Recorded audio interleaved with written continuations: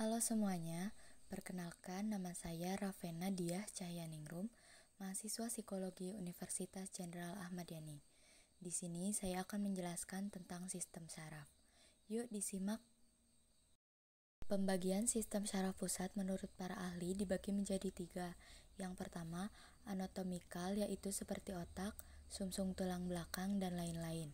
Yang kedua, direction of impulse, yaitu arah dari impuls saraf menuju otak. Ada juga dari otak ke organ-organ tubuh. Yang terakhir, fungsional, yaitu bisa juga berdasarkan fungsinya. Contohnya seperti penglihatan, pendengaran, penciuman, dan lain-lain. Sistem saraf dibagi menjadi 2. Yang pertama, central nervous system atau sistem saraf pusat. Yang kedua, peripheral nervous system atau sistem saraf tepi. Sistem saraf pusat dibagi menjadi 2 bagian lagi, yaitu brain dan medulla spinalis atau kadang disebut spinal cord atau sumsum tulang belakang. Sistem saraf tepi dibagi menjadi 2 bagian. Yang pertama, afferent division, yaitu bisa disebut serabut saraf sensorik, yaitu serabut saraf yang membawa informasi atau impuls ke sistem saraf pusat.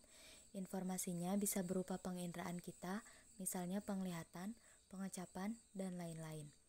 Yang kedua, efferent division, biasa disebut serabut saraf motorik, yaitu serabut saraf yang membawa informasi atau impuls dari sistem saraf pusat menuju organ-organ seperti otot dan kelenjar-kelenjar. Afferent mendapatkan informasi yang disebut dengan stimulus.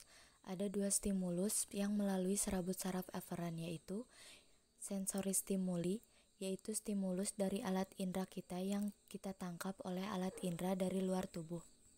Misalnya ketika mata melihat, cahaya disampaikan ke saraf pusat yang menyampaikan ke sistem saraf, itulah yang disebut serabut saraf afferent.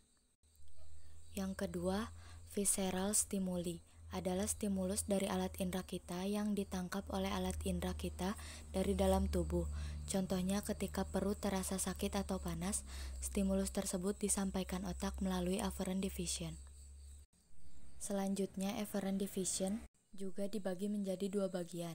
Yang pertama, somatic nervous system.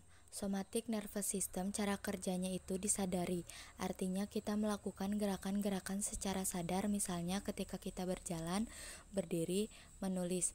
Itulah kerja dari otot skeletal atau otot rangka. Yang kedua, autonomic nervous system, yaitu cara kerjanya secara tidak sadar. Contohnya seperti cara kerja dari jantung kita saat kita bernafas atau saat kita mengedipkan mata. Kemudian, sistem saraf autonomik dibagi menjadi 2, yaitu sistem saraf simpatiko, bekerjanya mempercepat, dan sistem saraf parasimpatik, bekerjanya memperlambat. Fungsi dari sistem saraf. 1. Sensory input, yaitu berfungsi mengumpulkan informasi yang dimana informasi itu berguna untuk dikumpulkan dan disampaikan ke otak.